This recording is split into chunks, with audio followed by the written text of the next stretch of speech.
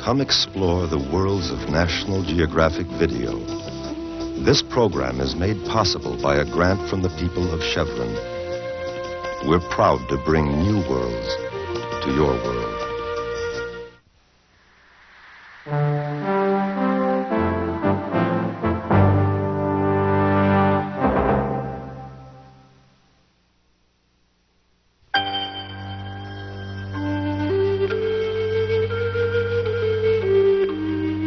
On a rugged chain of islands scattered across an isolating sea, 200 years of insularity and 2,000 years of Oriental tradition collide headlong with all that is modern, Western, and international.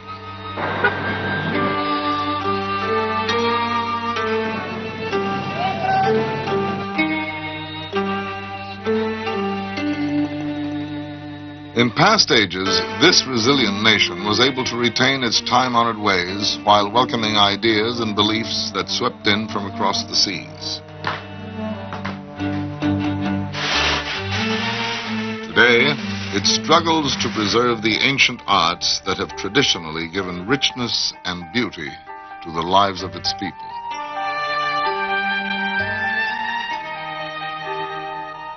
Now, as in the past, the fullness of nature provides both source and inspiration.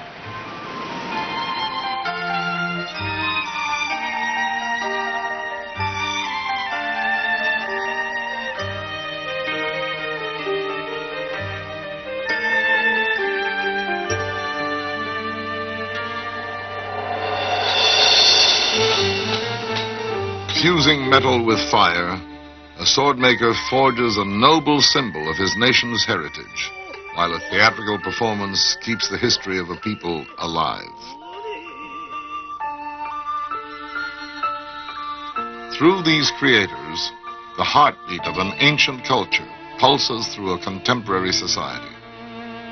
Honored by their emperor, protected by their government, and revered by their countrymen, these are the living treasures of Japan.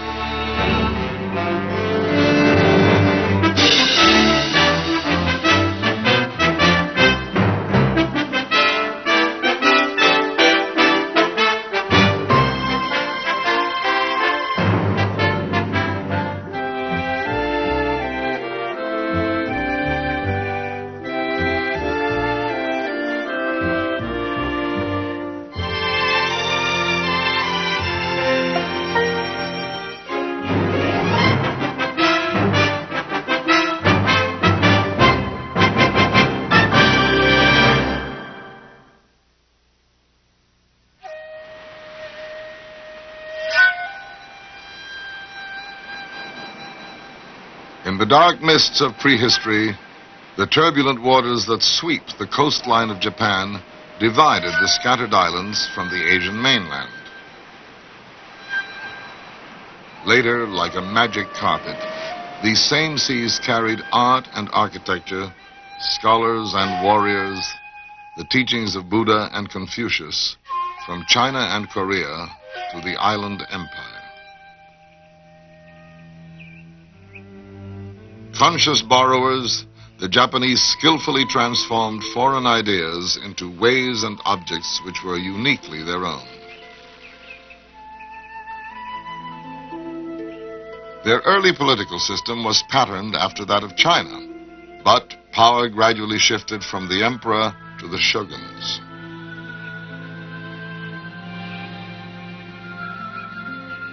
Determined to maintain the status quo, in 1639, the great Tokugawa shogunate closed the country to the outside world, plunging Japan into 200 years of seclusion.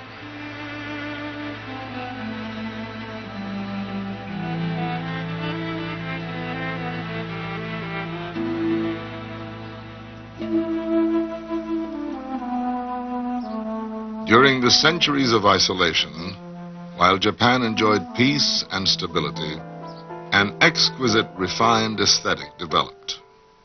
In the West, modern science rushed forward, world commerce expanded dramatically, and the Industrial Revolution began.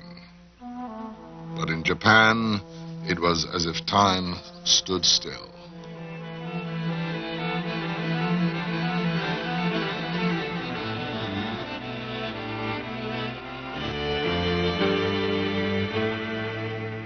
Japan's withdrawal from the world was to be abruptly changed. In 1853, tall black ships boldly flying the Stars and Stripes sailed into Tokyo Bay.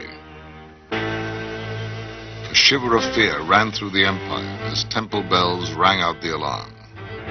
Along the rugged shore, samurai made a great show of strength against a backdrop of antiquated cannon, and miles of curtain were rigged to hide the inadequacy of defenses from the foreigner's eyes.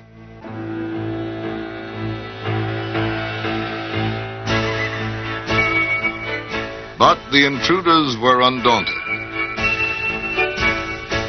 Accompanied by some 300 troops, Commodore Matthew C. Perry went ashore to deliver a letter from United States President Fillmore to the Emperor. Couched in the polite words was the implicit demand that Japan open her doors. Perry had lit the fuse that was to propel feudal Japan into the modern world.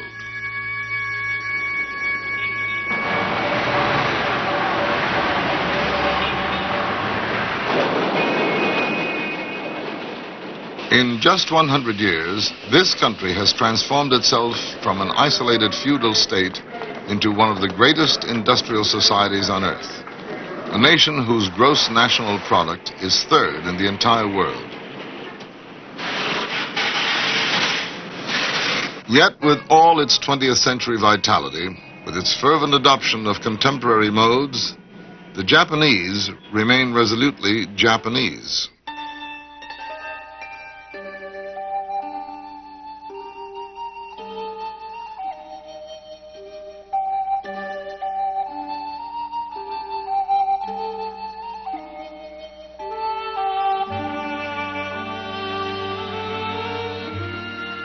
Acknowledging the need to safeguard places of historic importance, this nation, like many others, has recognized its finest as national treasures. But in a policy unique in the world, the Japanese government has selected a small number of people as worthy of protection. Officially called holders of important intangible cultural properties, they are popularly known as living national treasures. Only some 70 craftsmen and performing artists are so honored today. Each receives a small government stipend annually. With it comes great responsibility to teach, to train apprentices, to perform or exhibit, to keep the ancient crafts alive. Their creations are enjoyed by a great cross-section of people. Some are affordable by nearly everyone. Others, like fine works of art the world over, are within the reach only of museums and great collectors.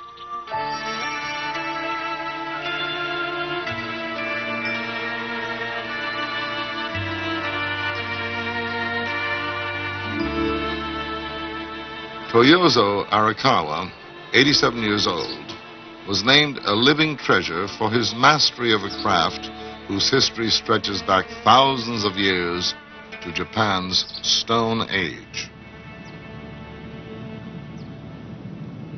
In 1930, exploring deep in the rolling hills of central Japan, Arakawa discovered the ruins of a 300-year-old kiln.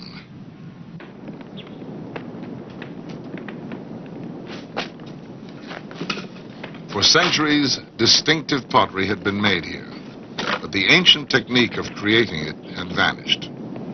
Determined to revive the lost art, Arakawa built his own kiln on this historic site.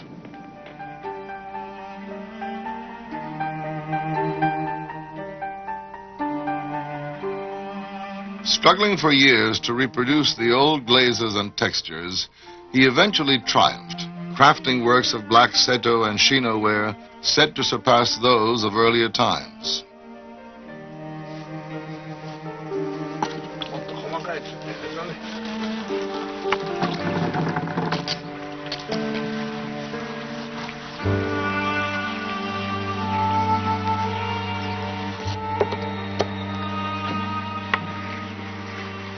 Beneath his hands, deliberate irregularities emerge.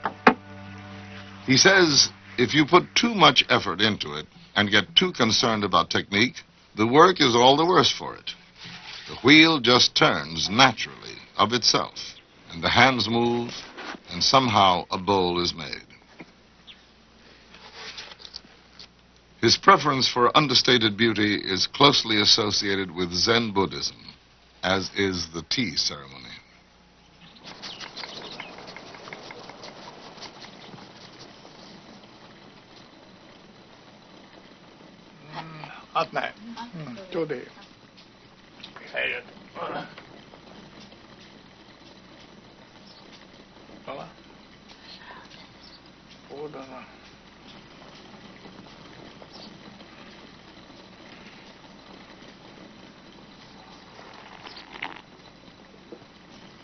Called the Way of Tea, it was used by monks as a means of contemplation. Its function has shifted from the religious to the social, but its qualities of serenity, simplicity, and naturalness endure at the heart of the finest Japanese craftsmanship.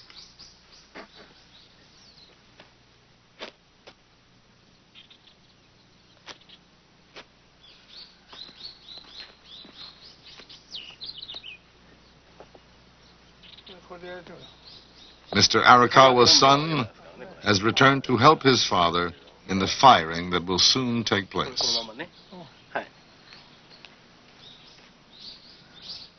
It is the special combination of natural glazes and white clay that will fuse to create Arakawa's famed shinoware.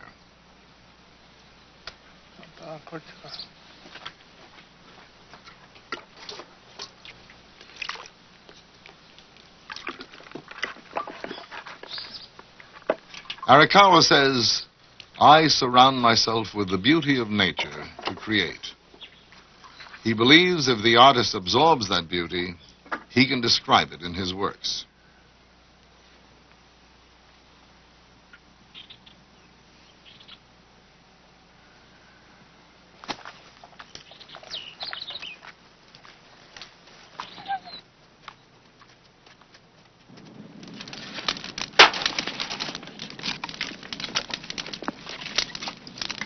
Half underground, his kiln is built to catch the natural drafts that sweep the hillside.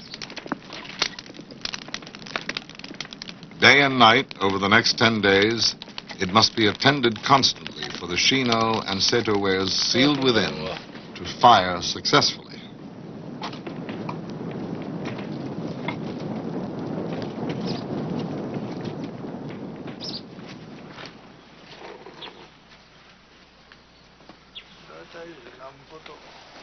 This is the crucial moment when Arakawa must judge if the seto has matured.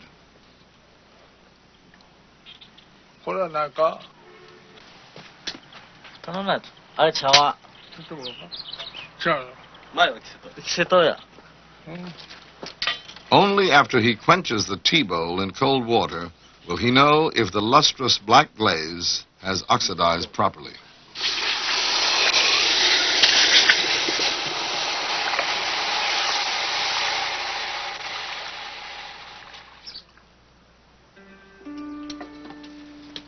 Expressions of the mysterious beauty that nature can create, clay and glaze, fire and water have combined in objects that can never be duplicated.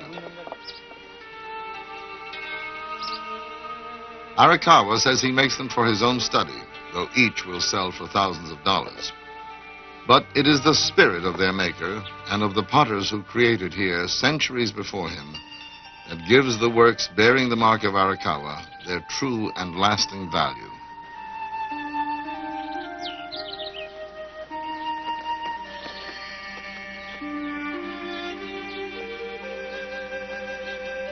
Dancing on the breeze like butterflies, lengths of newly dyed handmade paper dry in a Tokyo garden.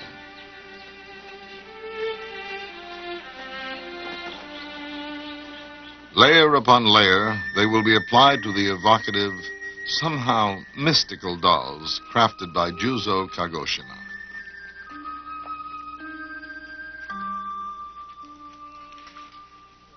Now 82, Kagoshima began his career at 15, working in a factory where dolls were mass-produced. But he quit, saying the plaster dolls lacked individual character, spirit, and poetry. He came to the capital and perfected his own technique, molding dolls from plant fiber and clay. His daughter and granddaughter are his apprentices. All three of them may work over a period of years to complete one of his fanciful designs.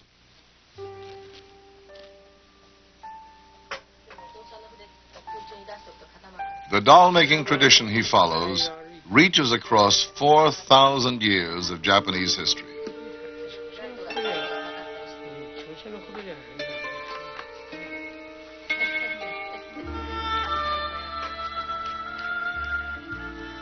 Kagoshima's inventive genius is in fashioning figures with layers of paper to give them their vibrancy and depth of color. Piece by piece, tiny bits of paper are applied with a gluey, starch-like substance.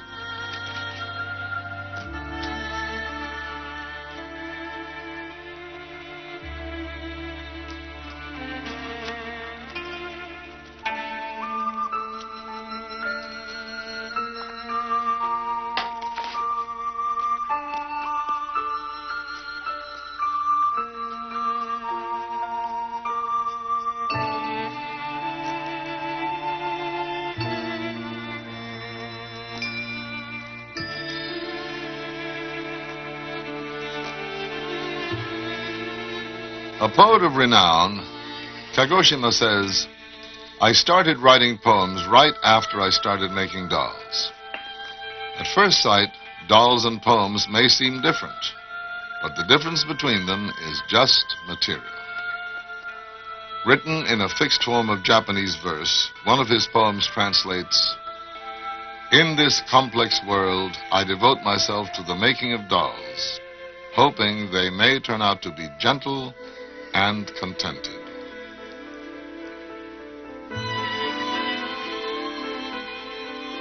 Preserving a unique Japanese art form, the dolls of Juzo Kagoshima are displayed in elegant homes, great collections, and fine museums. Classic, timeless, and, hopefully, contented.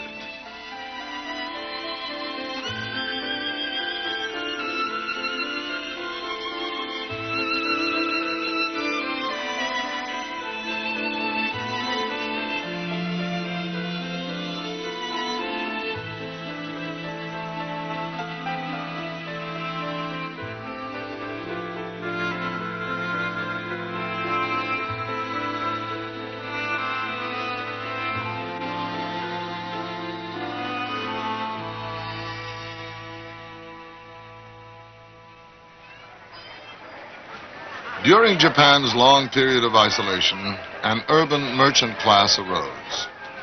To relax, hard-working businessmen gathered in the lively amusement quarters of the cities.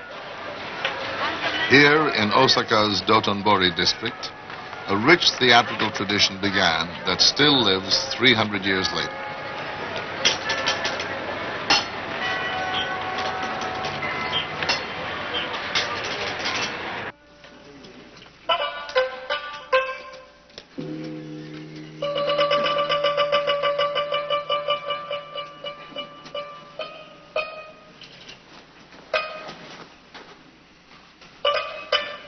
Bunraku is the most highly developed form of puppet drama in the world, and Tamao Yoshida is at present the only puppeteer designated a living treasure.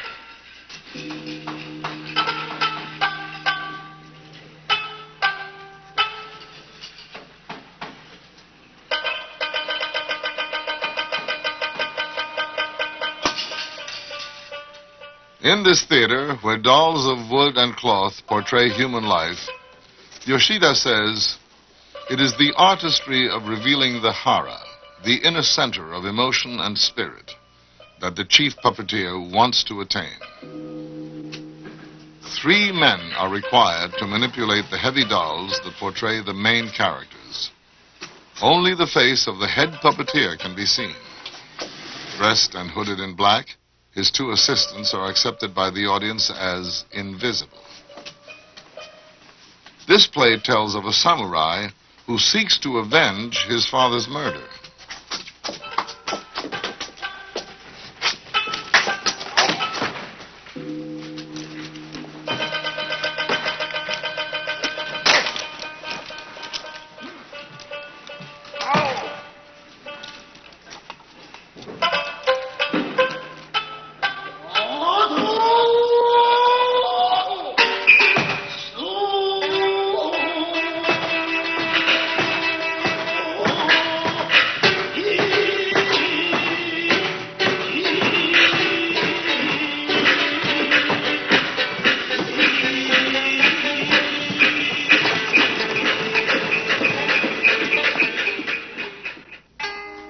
Today, the professional bunraku troupe of Osaka alone survives. But in the early days of the Tokugawa shogunate, there were many. Companies were summoned by emperors and shoguns for performances and honors. As Shakespeare and Moliere wrote for the actors of Europe, the leading playwrights of Japan wrote for the puppets of bunraku. It is said that the puppets, having no personalities of their own, can attain a pure intensity no actor could match.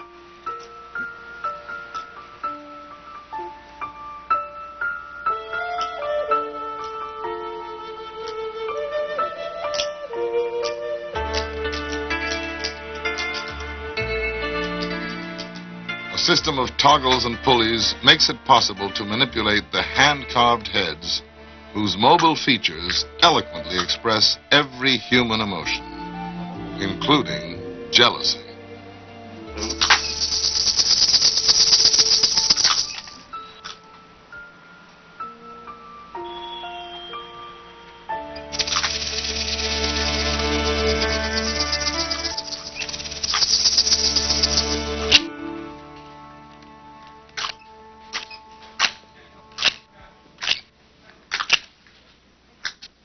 Tamao Yoshida entered the world of bunraku at 14. Yoshida says, "From the day I started until today, every day has been training, discipline, learning. And it will be study and practice until the day I die, even if I live to be 100. During a performance, I become the character portrayed. My spirit enters the puppet to become as one."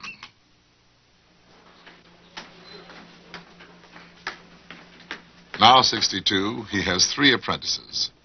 They will spend many years under his supervision, sharing his dressing room, his experience, his insights.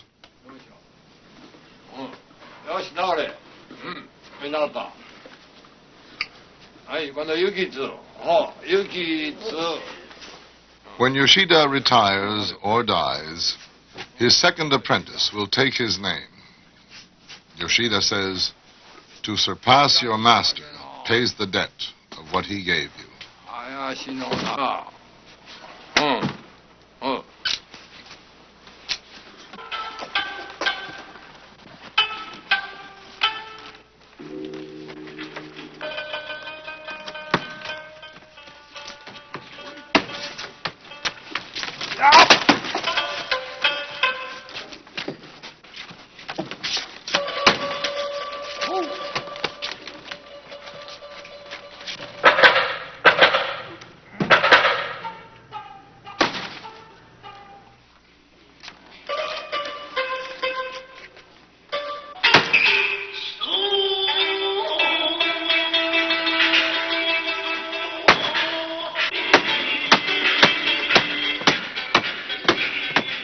Yoshida says, "The artistry of portraying the depth of a man's soul, that's the puppeteer's greatest challenge."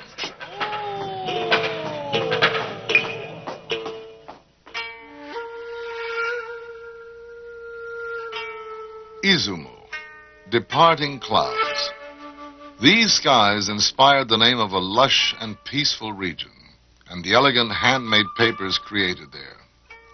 Handmade papers have been used for shoji screens, imperial correspondence, as the vehicle of prayers and poetry, and for the sketches of artists, including Rembrandt.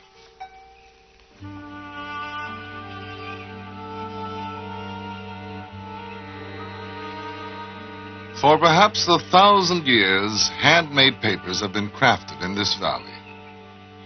Smoothed onto boards and set outside to dry among the flower and vegetable gardens, they give the village an aura of agelessness. Here in Yakumo, Eight Cloud Village, generations of the Abe family have followed the craft. Today, Eiichiro Abe, 78, still uses the ancient techniques, transforming plant fibers into exquisite handmade papers. He says, paper must be natural to be beautiful.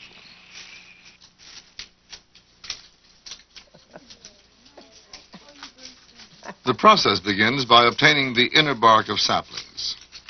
After soaking in a nearby pond, the fibers are boiled in soda ash to soften and bleach them, then rinsed in well water. One of the village ladies has worked for Abe for 50 years, others for 20 and 30 years.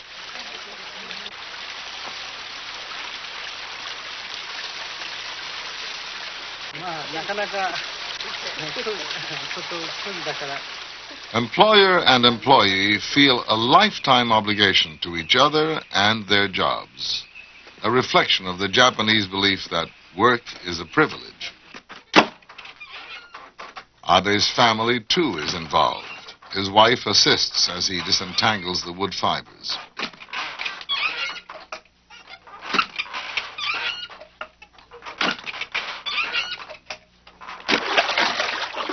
A vegetable starch mixed with the wood pulp and water will allow the bark fibers to distribute uniformly and prevent the individual sheets of paper from adhering to each other.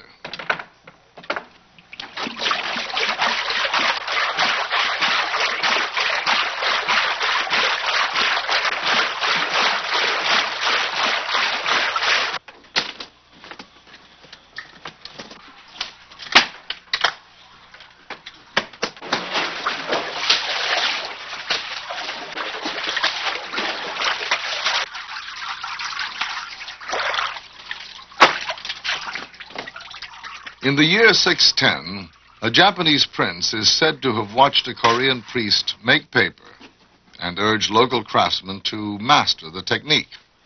13 centuries later, Mr. Abe continues to refine the method adopted by his countrymen.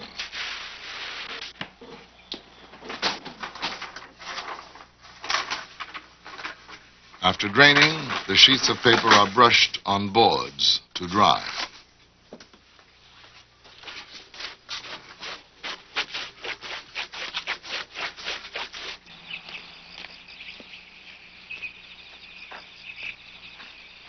Abe's works have been appreciated in international exhibitions from Tokyo to Paris and New York.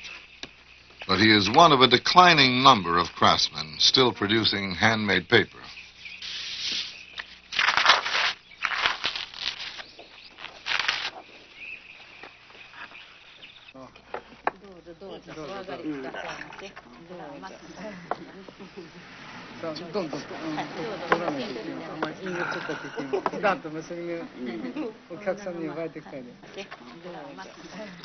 In the peaceful village of his birth, Eiichiro Abe, his family, his workers, and the people of Yakumo keep an artistic tradition and an old way of life vibrantly alive.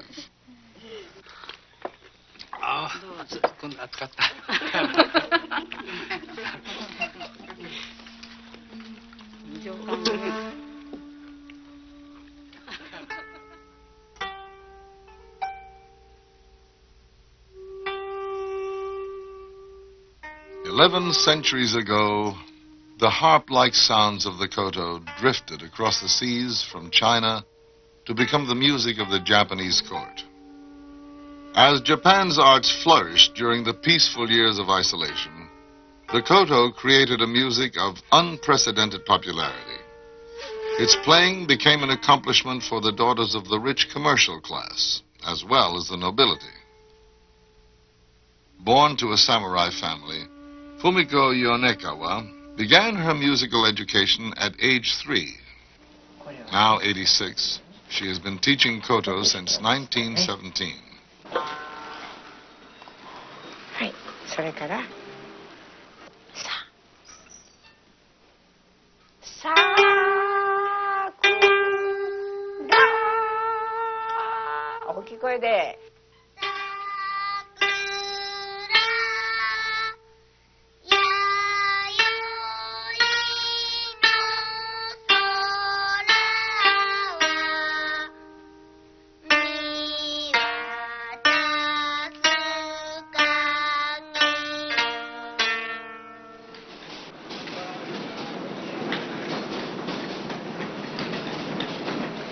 Each summer, all of the students of Miss Yonekawa and her apprentices gather at her Tokyo studio to take part in a recital.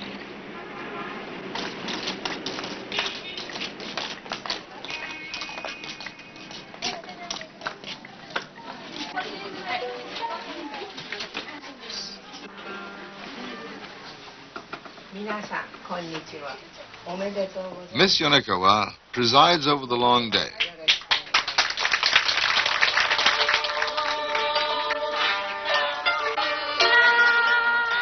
For the young people of the contemporary world, she keeps this most traditional instrument alive.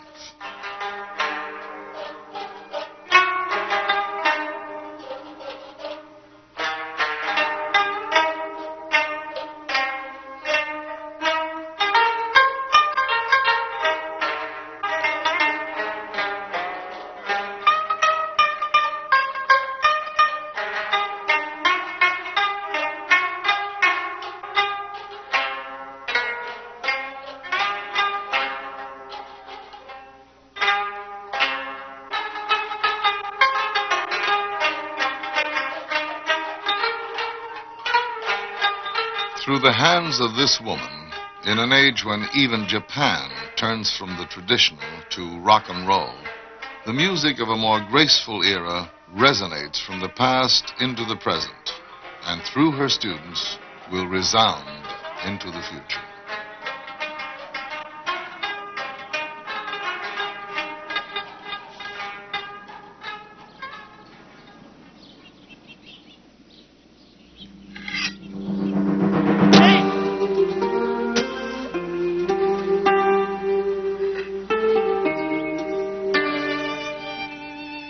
Japanese mythology records that 3 sacred objects established imperial rule on earth: the mirror of wisdom, the jewel of nobility, and the sword of strength. At a forge near Nara, Japan's first capital, Sadakazu Gasan creates sword blades according to secret ritual his ancestors followed 800 years ago. A son and grandson of masters who made swords for emperors and princes, Gasan formally took his grandfather's name in a ceremony at this Shinto shrine on Mount Miwa. Later, he built his house and forge at the foot of the mountain.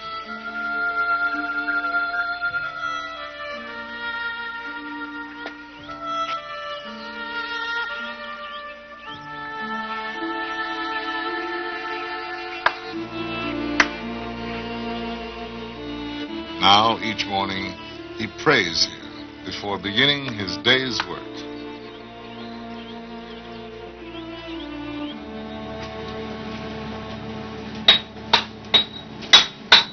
Apprentices assist in the repeated pounding, heating, and tempering that gradually transform a clump of raw metal into a fine cutting blade.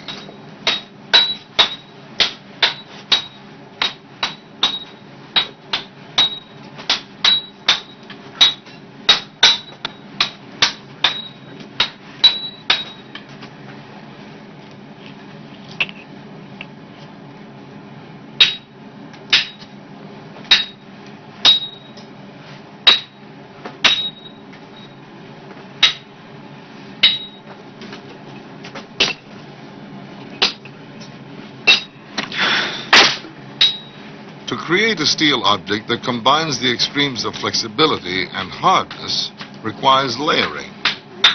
The exact number of times Ghassan folds the metal is held a closely guarded secret. But in the pounding, folding, and fusing, more than 30,000 layers will be formed.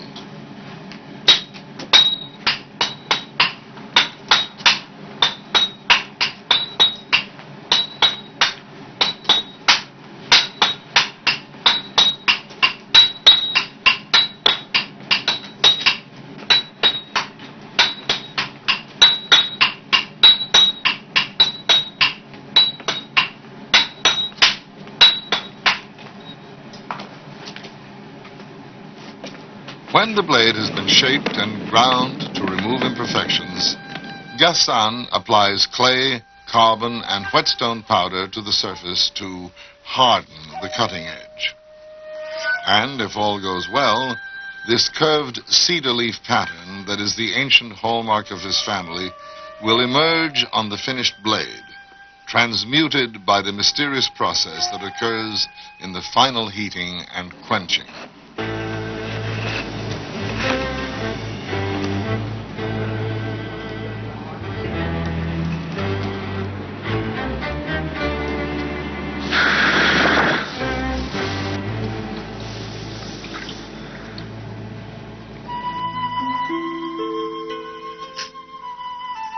The sword was once considered the soul of the samurai. In it, important Japanese values fused: the spirit of Shinto, the intuitive action of Zen Buddhism, and the service demanded by the Confucian ethic.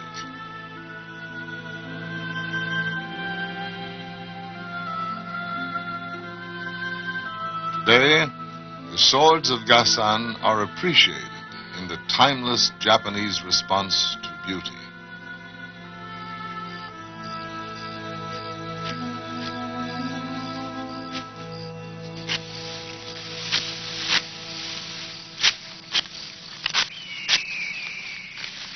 Deep in the countryside, beyond the city of Sendai, lies the Kurakoma Valley, a quiet rural district where life still moves to the ageless rhythms of nature.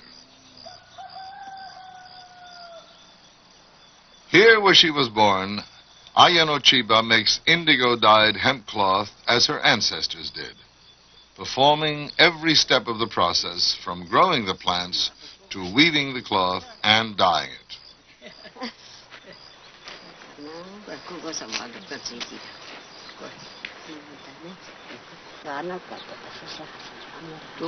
Now nearly 90, she still plants her indigo each April and covers it with straw for protection.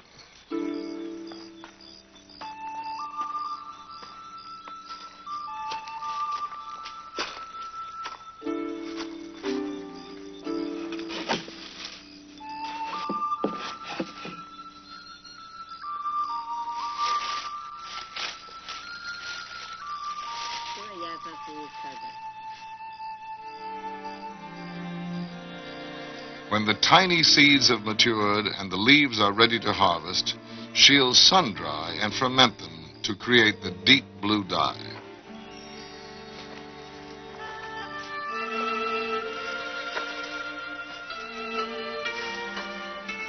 In August, she'll strip the hemp and cook the fibers, then spin them into thread. Probably the only one left who performs the entire weaving and dyeing procedure these days. She and her daughter can spin just enough thread to weave 4 or 5 bolts of kimono cloth a year. And in Mrs. Chiba's words, that's a lot of thread to weave.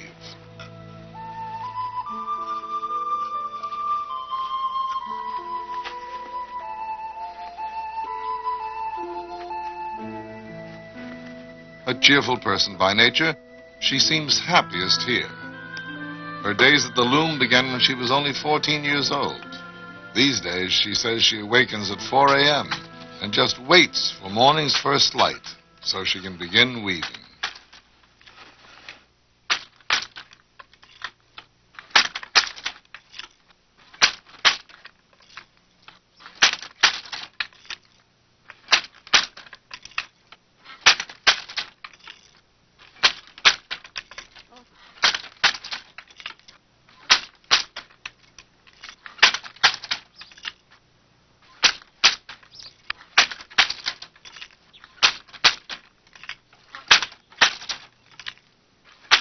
Mrs. Chiba weaves throughout the year. Dyeing is done in summer. As a girl, she watched her parents and grandparents use indigo, but she did not begin to dye cloth until she was 34.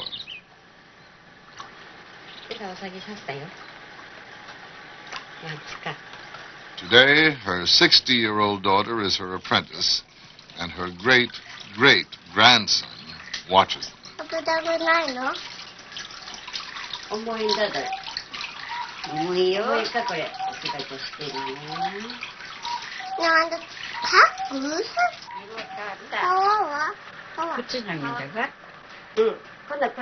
The cloth is dipped time and again to absorb the deep blue indigo. Then, 4 generations join Mrs. Chiba at the river to rinse the cloth, as it has been done since time beyond memory.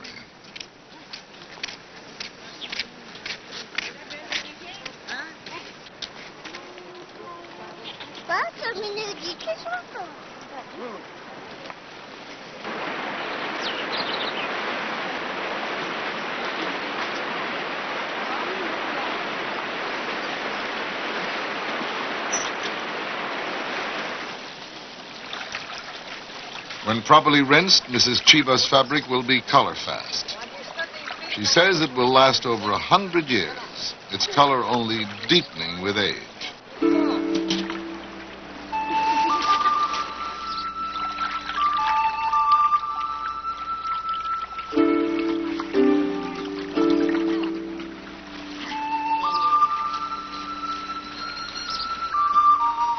Just as in the old days, says Mrs. Chiba, just as in the old days.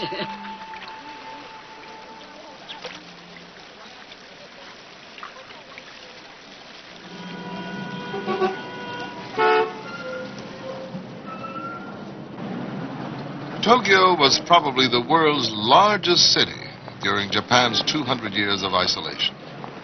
Kabuki theater, patronized by the new merchant class, eventually surpassed even the puppet theater in popularity.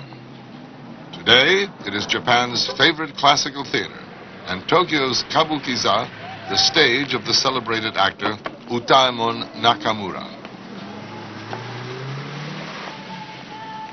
In a theatrical world where the names of great actors are bestowed upon worthy successors, he is the 6th generation to bear this illustrious stage name.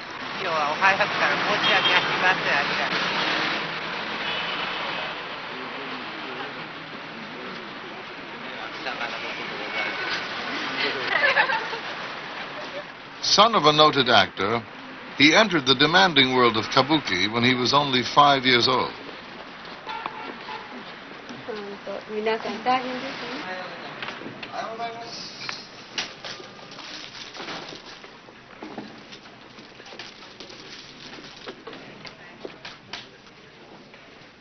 The actor's arduous day begins as he checks in at the stage door and pays his respects at the theater's shrine.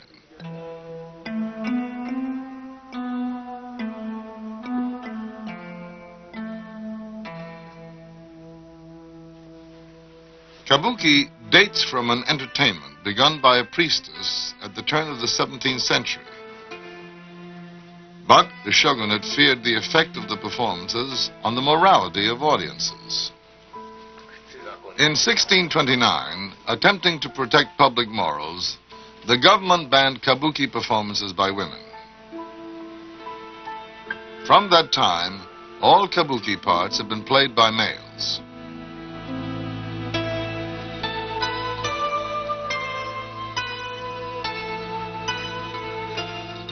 Considered by many to be the greatest of today's onagata, Utaemon has spent a lifetime perfecting his stylized concept of womanhood, and the name Utaemon draws crowds of faithful admirers.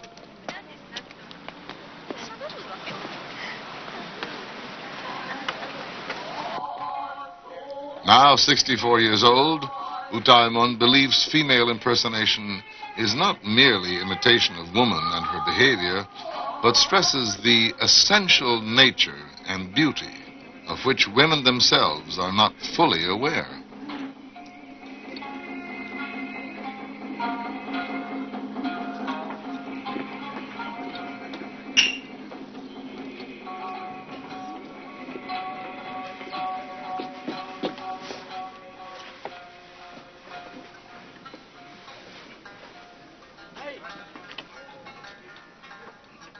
In the stylized conventions of kabuki, the story unfolds through dance and dialogue to the accompaniment of a narrator and musicians. This play is about the rivalry of two warlords. In an attempt to make peace, the shogun ordered a marriage arranged between the daughter of one and the son of the other. Believing her betrothed has been killed, she pours out her emotions in dance.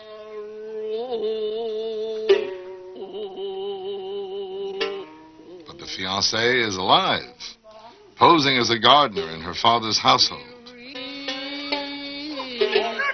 She falls in love with him and is overcome when she discovers his true identity.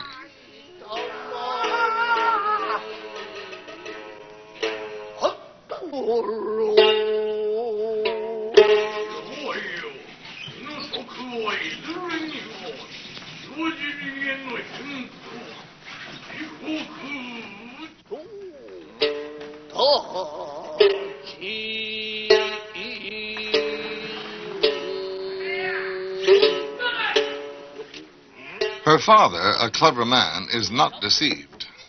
Making the gardener his envoy, the father dispatches him on an errand and will send an assassin after him.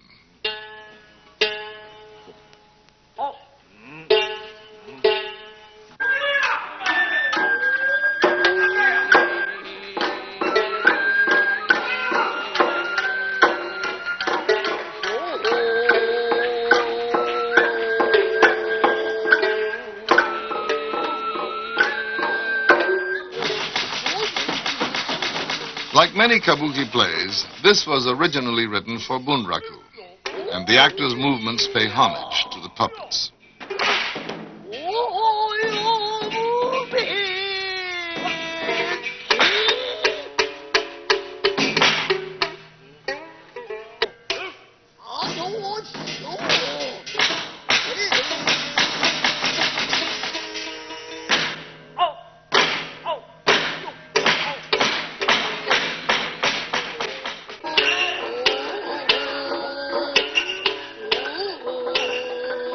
In the artistry of Utaemon Nakamura, an old and honored theatrical name and tradition live on in the heart of Tokyo, one of the 20th century's busiest modern cities.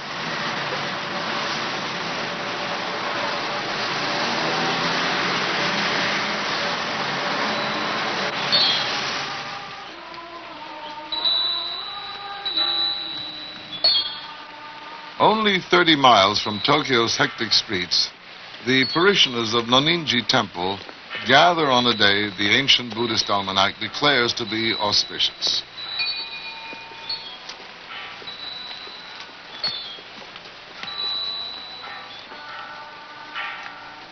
After a ceremony of benediction in which prayers are offered that their temple's new bell will bring them happiness, its maker, Masaiko Katori, rings the bell, symbolically giving it to the temple.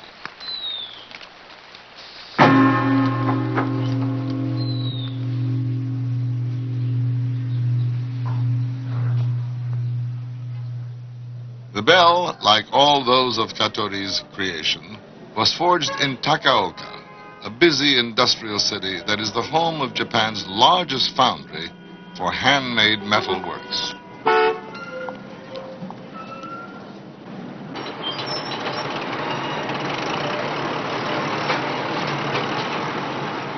Mr. Katori says, each bell has its own spirit, its own personality.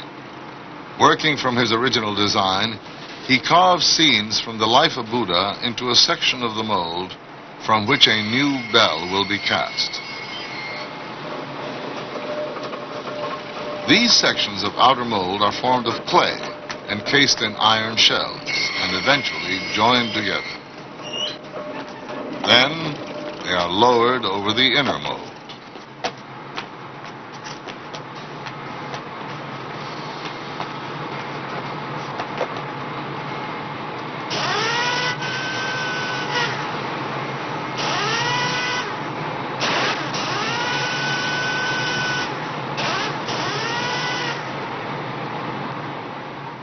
bronze for the bell will be poured between inner and outer molds.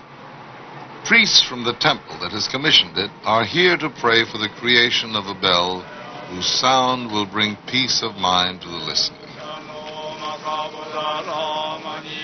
Offerings of flowers and persimmons, sake and squid are made to Buddha, and a paper prayer acknowledges the Shinto deities of the forge.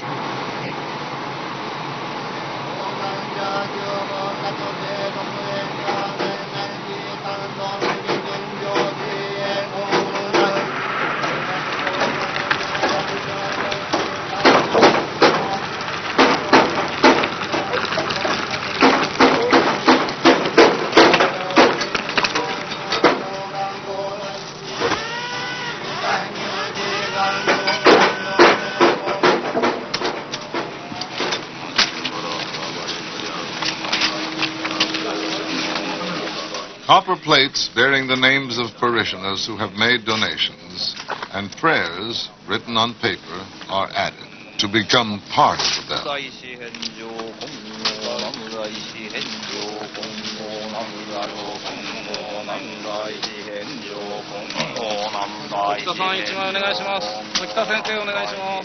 Mr. Katori says part of the spirit of the bell is the wishes and prayers that the people who make it put into it.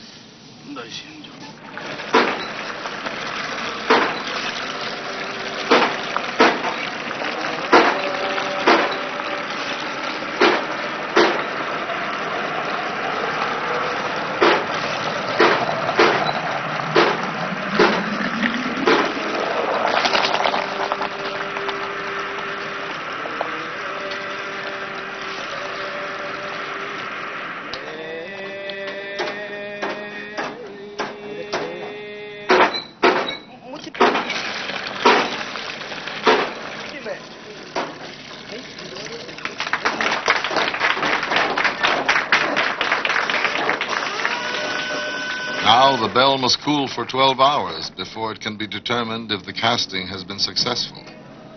Katori must wait.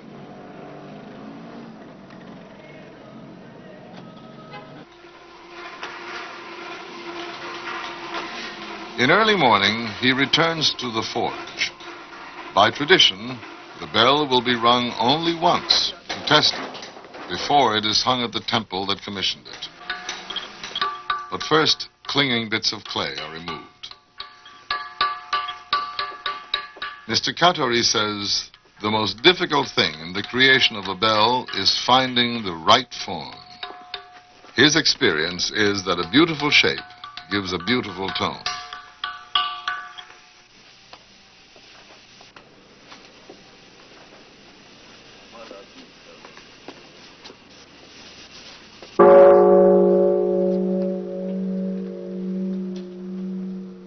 The sound of the bell, the voice of Buddha.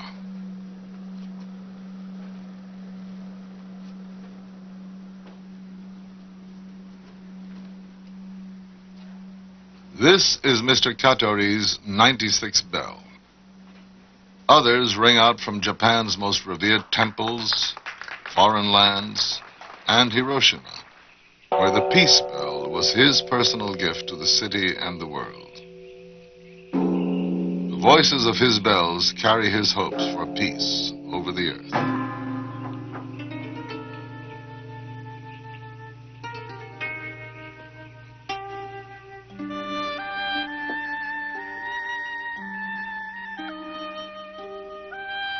In the creations of the living treasures, there is something each hopes will touch the soul of the user, the viewer, the listener.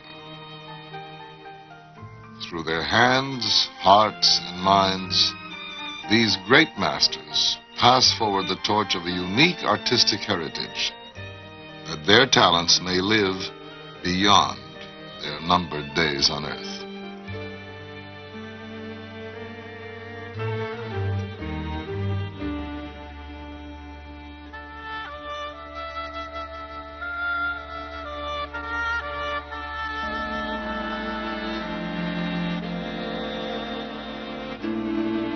Aya no Chiba was one of the original living treasures of Japan. On March 29, 1980, she died. This film is dedicated to her memory and to all the living treasures who illuminate the future with the timeless spirit of their nation's past.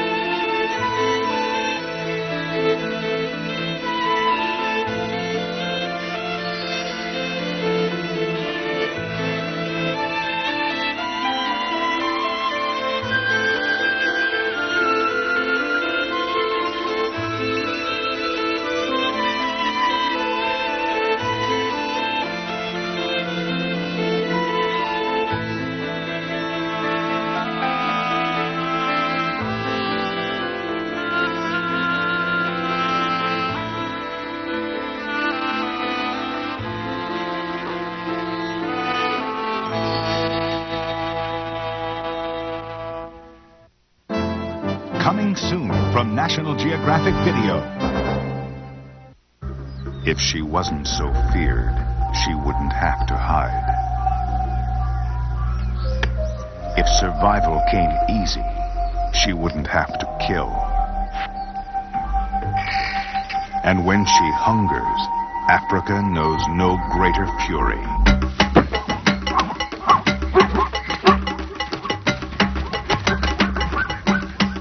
Living in solitude, stalking in silence, she walks in mystery.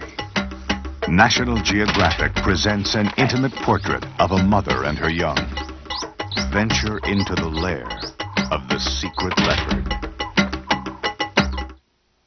National Geographic Video, undeniably collectible and affordably priced, only from Vestron Video.